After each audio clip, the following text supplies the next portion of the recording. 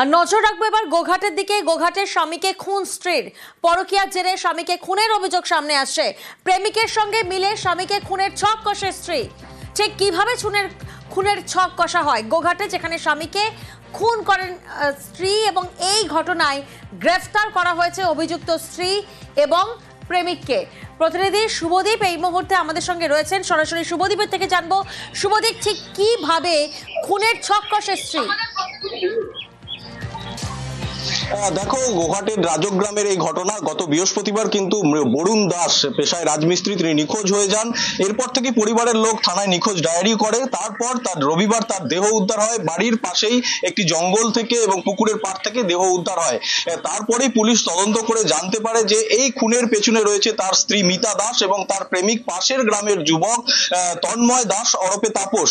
এবং যেটা জানা গেছে তদন্তে, সেটা হচ্ছে যে বরুণকে মদের আসরে বসিয়ে প্রচন্ড পরিমাণে মদ খাওয়ানো হয় এবং তারপর তাকে শ্বাসরোধ করে খুন করে মৃতের স্ত্রী মিতা দাসের প্রেমিক। এবং যেই সময় তাকে খুন করা হচ্ছিল সেই সময় কিন্তু ফোনে মিতা দাস কিন্তু সেই প্রেমিককে ফোনে ছিল, মানে অন কল সেই হত্যাকাণ্ড হয়েছে। এবং খুন হয়ে যাওয়ার পর তার পাশেই শুয়েছিল মিতা দাসের নাবালিকা মেয়ে, এবং সে কথা শুনে ফেলে এবং মা তাকে বলে যে পথের কাঁটা সরে গেল, এবং মেয়েকে সে হুমকি দেয় যদি এই কথা বাড়ির কাউকে বা পাশের কাউকে সে জানায় তাহলে তাকেও এইভাবেই নাকি মেরে ফেলা হবে। এই হুমকিও কিন্তু অভিযুক্ত মিতা দাস দেয়। এরপর গোঘাট থানার পুলিশ তদন্ত শুরু করে এবং তদন্তে মৃতের প্রেমিক, মৃতের স্ত্রী এবং তার প্রেমিক দুজনকেই কিন্তু এদিন গ্রেপ্তার করেছে, এবং এ নিয়ে পুলিশ সাংবাদিক বৈঠকও করেছে। প্রিয়াঙ্কা, বেশ। আমার মা একাতে ঘুমাচ্ছিলাম, তখন মায়ের একটা ফোন এসেছিল, মানে আমি ঘুমতে জেগে গেছিলাম। সেই ফোনটা শুনে বলছে মারা হয়ে গেছে, বলছে মা বলছে পথের কাটা সারা। এটা গল্প। আমি বলছি কাকে মেরেছে? বলছে তোর বাবাকে। কে মেরেছে? তাপস। তারপরে বলছে তুই যদি বলিস তোকে আমি মেরে দেবো, তার জন্য আমি ভয়ে কাউকে বলতে পারি। কবে ফোন পেয়েছিল? বৃহস্পতিবার রাত্রে 1:30 রকম সময় আসছিল। তাদের শাস্তি হোক, ফাঁসি হোক, তার জন্য কঠোর থেকে কঠোরতম শাস্তি পায়, সেটাই চাই। সাইকেলটাই বনে দেখেই থেমে সাইছে না। আমি তো গড়া উপরই বলে যাচ্ছি যে আমার ছেলেকে মেয়েরা হয়তো ফেলে দিয়েছে, এখনো মার্ডার করে দিয়েছে আমার বউ। ওই রাইখায় একটা ছেলে আমার প্রেম করেছে, করে হচ্ছে মেরে দিয়ে, মানে আমার বইয়ের আগে অর্ডার নিয়ে মেরেছে। এর না অর্ডার পেলে তো মারবে না, এই মারা করাইছে।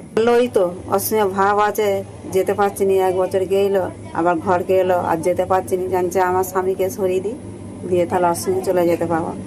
এইটিকে প্রেরণ করেছে। 4 তারিখে যে আমরা ওই সাইকেলটা পাই, সাইকেলটা পাওয়ার পর আমরা মিসিং ডায়েরি করা হয় একটা। পুলিশও আসে, এসে খুঁজে সাইকেলটাকে তুলে আমাদেরকে দিয়ে দেয়, বলে বাড়ি নিয়ে চলে যাও। রবিবার দিন লাশটা পাওয়া যাচ্ছে আমাদের এখানেতেই পাশের, ওর থেকে ঠিক 1 কিলোমিটার দূরে একটা পুকুর আছে, সেই পুকুরের পাড়েতে লাশটা পাওয়া যাচ্ছে। আর যে মেরেছে তাকে ধরা হয়েছে, সেও স্বীকার করেছে যে হ্যাঁ আমি মেরেছি। থানায় আমাদের বৌমাকেও তুলে নিয়ে গেছে, আর ওই যে তাপস বলে যে প্রেমিকা আমার বৌমার, তাকেও নিয়ে গেছে। আমরা চাইছি শাস্তি হোক, কঠোরতম শাস্তি হোক। তাকে ডাকে হচ্ছে যে মদ খেতে ডাকে, এবং যে ডিসিজ তাকে প্রচুর পরিমাণে মদ খাওয়ানো হয়, এবং তার বাহ্যিক জ্ঞান সেরকম ছিল না বলেই আমরা জানতে পেরেছি। তারপরে তাকে মেরে শ্বাসরোধ। ওটা আমরা আরো আপাতত যেটা জানতে পারছি, একজন ইনি ছিলেন, আর সাথে আরো অনেকে ছিল হয়তো, সেটা আমরা আরো জানতে পারবো। আশা করি দুজনকেই গ্রেপ্তার করা হয়েছে। নাম যদি এখানে বলেন। একজনের নাম হচ্ছে আমাদের মিতা দাস, যিনি হচ্ছেন ডিসিজড এর ওয়াইফ, আরেকজন হচ্ছে তন্ময় দাস।